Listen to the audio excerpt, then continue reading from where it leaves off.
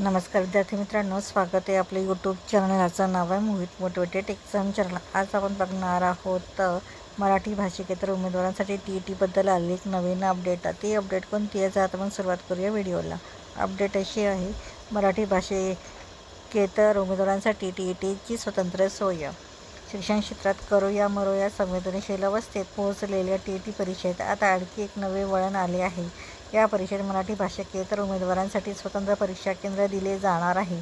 राज्यभरातील अशा उमेदवारांची केवळ 7 जिल्ह्यातील स्वतंत्र सोय राहणार आहे।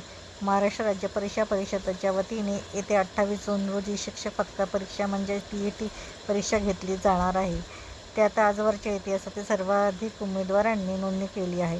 राज्यभरातील 6,02,000 उमेदवार परीक्षेला बसणार आहेत। त्यात मराठी, हिंदी, उर्दू या माध्यमांबरोबरच कन्नड, तेलुगू, बंगाली, गुजराती, सिंधी या माध्यमातून ही परीक्षा देणाऱ्या उमेदवारांचा समावेश आहे।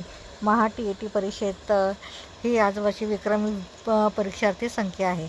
त्यामुळे परीक्षा केंद्रांचे नियोजन करताना ही परीक्षा परिषदेला खास काळजी घ्यावी लागणार आहे।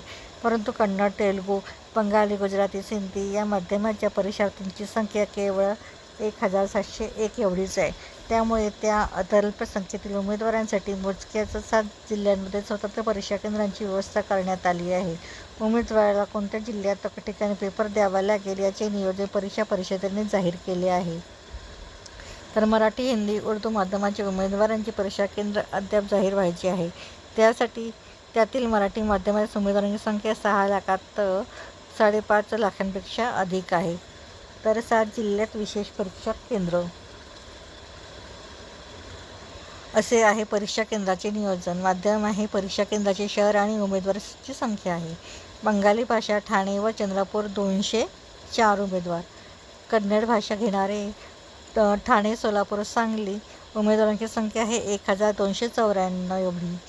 तेलुगू भाषा असणारे पुणे व नागपूर उमेदवारांची संख्या आहे 44। गुजराती भाषा ठाणे व नंदुरबार परीक्षा केंद्र असणारे आहे, उमेदवारांची संख्या आहे 150 एवढी। सिंधी भाषा असणारे परीक्षा केंद्राचे शहर आहे पुणे आणि उमेदवारांची संख्या आहे फक्त 9। वाढत गेलेले TET उमेदवार वर्ष आणि परीक्षार्थी 2013 साली 6,19,391 एवढे उमेदवार परीक्षेला बसले होते।